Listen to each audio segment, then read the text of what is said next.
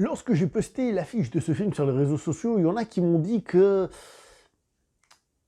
ça ressemblait en fait à l'affiche d'un concert de Johnny Hallyday. Je me dis que j'ai beaucoup de contacts sur les réseaux sociaux qui s'y connaissent à fond en Johnny Hallyday, parce que alors moi, voilà quoi. Bienvenue chez le beau parleur de l'action et du ciné d'auteur. Bonjour à vous les cinéphiles et bienvenue dans cette critique en post-projection du film Le Vétéran de Marksman.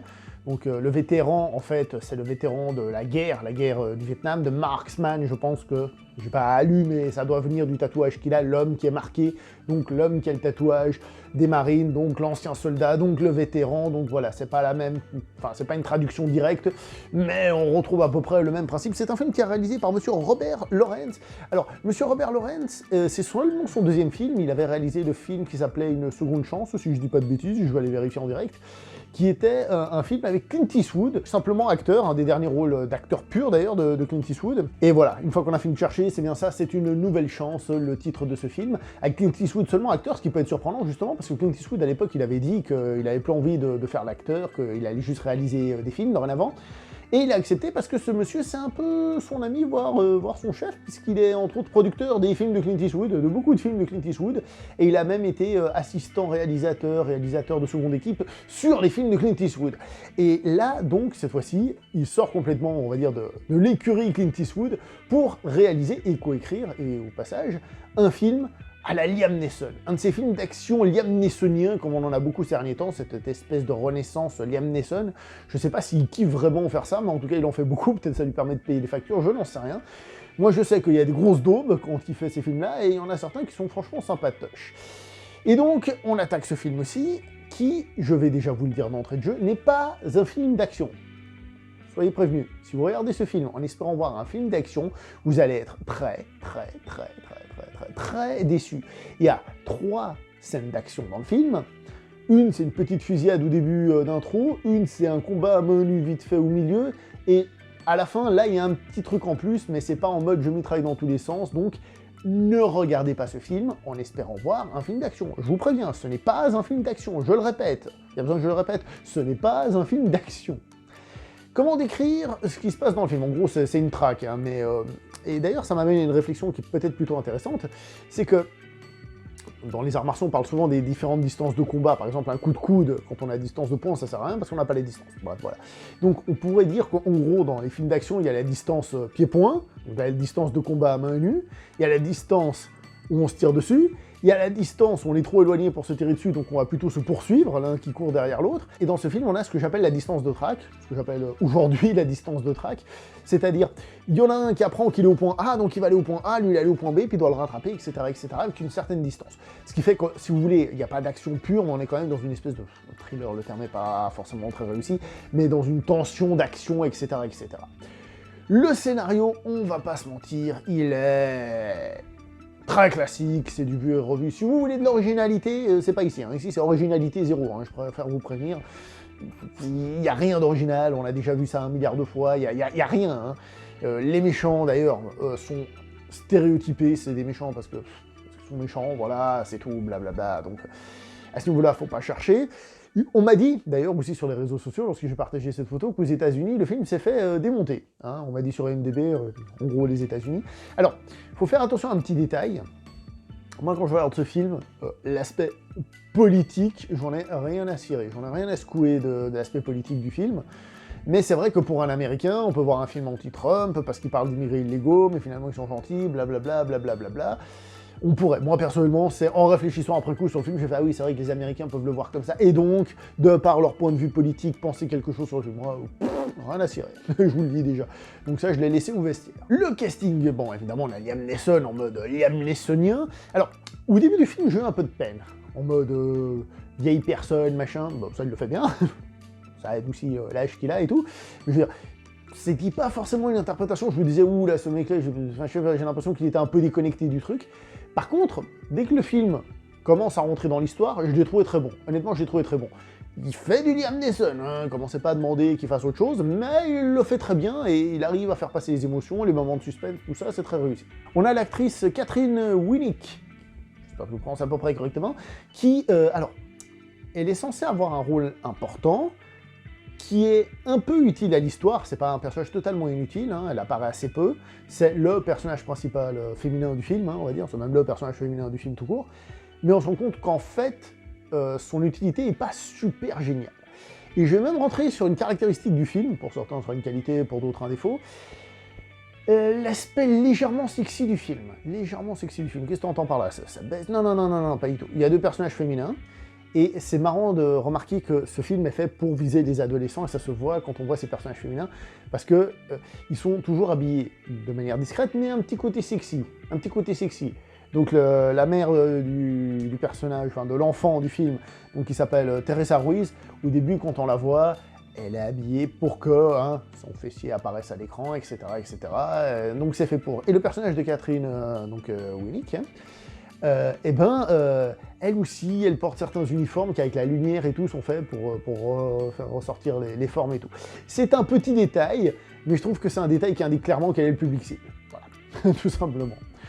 Donc, niveau interprétation, c'est pas qu'il le fait mal, hein, c'est plutôt bien, mais c'est vrai que son personnage n'a pas l'air très utile, et alors qu'elle devrait avoir un certain poids, un petit peu mis sur le côté, puis à la fin on se dit, ouais, en fait, t'as pas servi à grand chose, t'as servi à quelque chose, comment dire, d'un point de vue dramatique, proposer une solution ou un truc comme ça, mais au final, le rôle est assez petit.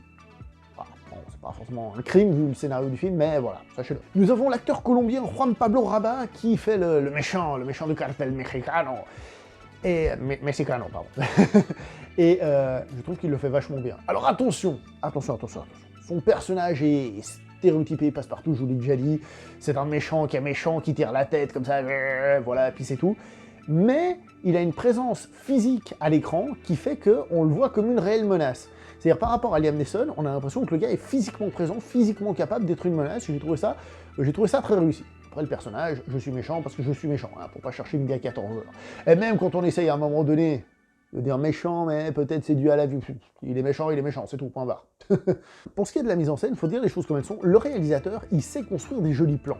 Honnêtement, il arrive à construire des jolis plans et rendre certaines scènes, parfois même un peu bidon, très lisibles. Je pense par exemple à un moment donné, le personnage de Liam Neeson fait juste un demi-tour avec sa voiture. C'est tout con, il y a plusieurs plans et on arrive totalement à lire le truc. C'est un exemple tout bête pour dire que le gars il se débrouille. Il arrive à composer des plans sympas. Les scènes d'action, vous savez que je suis à fond sur les scènes d'action, pourquoi? Parce que malgré ce que croient les gens, faire une bonne scène d'action c'est pas facile du tout, et ce film en est encore une fois la preuve. Les scènes d'action, il y en a très peu, c'est très moyen. On a une première fusillade, c'est pas terrible du tout, c'est pas terrible. Et ce qui est intéressant, par contre, dans cette première scène, après je reviendrai sur les autres fusillades, c'est qu'au début, ça commence par une scène de tension, de discussion, de tension.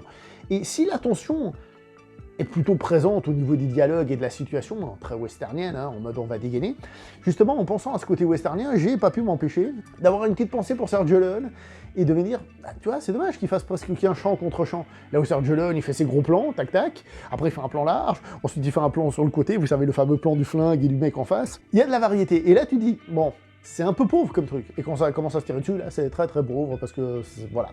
Ça, c'est la première scène. La deuxième scène, c'est une petite scène de combat qui commence de manière dégueulasse, toute petite, hein, dure 30 secondes, je crois.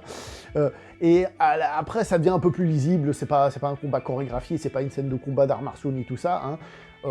Ça va, c'est correct. Et quant à la dernière, c'est la plus longue, c'est pas non plus une scène où ça va exploser dans tous les sens, canarder dans tous les sens, ça doit être un peu plus tactique, on va dire, en étant relativement simple, hein. D'ailleurs, les méchants qui marchent en plein milieu de zones, comment dire ça, non couvertes pour être capable de recevoir des petits tirs de temps en temps, c'est assez rigolo.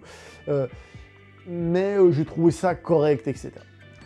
La musique du film, un petit mot sur la musique du film. Alors je sais pas qui l'a composé, mais j'ai trouvé que c'était des petites mélodies qui accompagnaient bien le film et qui fonctionnaient très bien. Ça va vous paraître un détail, mais moi j'ai bien aimé. Donc voilà. Qu'est-ce que je peux vous dire? Le gamin, dont j'ai pas le nom ici tout de suite, mais je suis sûr que je le trouverai, mais je ne l'ai pas. Alors, on pourra trouver qui joue bien, qui joue mal, mais moi je trouve qu'il se débrouille bien. Et contrairement à certains gamins dans ce genre de film, qui au début disent rien parce que voilà, puis il veut nous faire croire que le gars il comprend pas la langue, et après il commence à parler, et le mec il part dans un dialogue, un peu dans un monologue, et puis après il arrête plus à la fermer tandis qu'il connaît des baffes.